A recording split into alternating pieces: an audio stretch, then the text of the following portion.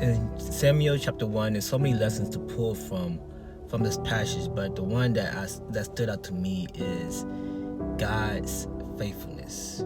Because here you have Elkanah. He had these two wives, Peninnah and Hannah. And in verse 5 it says, "But to Hannah he gave a double portion because he loved her, and the Lord had closed her womb." And that part is important because imagine that you're in a competition with somebody, right? And you got the upper hand, and it's like you seeing this person fall off to the wayside, and it's like it deep inside, like you're happy, right? And a lot of times when you see in sports that edge up, and you're not giving them any, like, their dues, their flowers. No, because it's a competition. And the same you have with Peninnah and Hannah. And Peninnah, she was attacking Hannah because of her womb being closed. Probably like, man, I got these children, you don't got nothing, yada yada. And in our lives, we might be in those positions where it might not be the same situation, but it could be our family, it could be our friends, where we're bickering back and forth.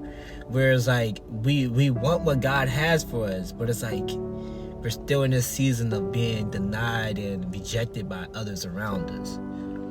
But this passage, I want this to be encouraging to all of us, because this went on year after year.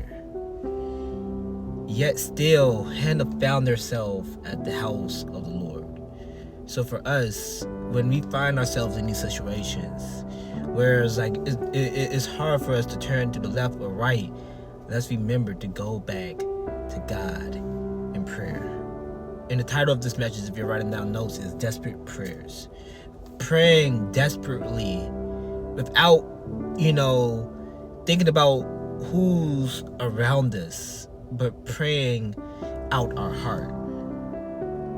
And later on in the passages, you see that with Hannah praying out from her heart, her lips were moving, but her voice was not being heard. And Eli thought she was drunk, but she said, "Not so, my Lord." Hannah replied, "I am a woman who is deeply troubled. I have not been drinking wine or beer.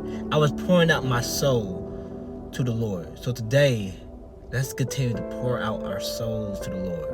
And like Hannah, let's dedicate what we are holding to the house of the Lord, so God can bless it. Even if He's not answering our prayers the way we see it, let's realign ourselves to His will. I love y'all. Peace.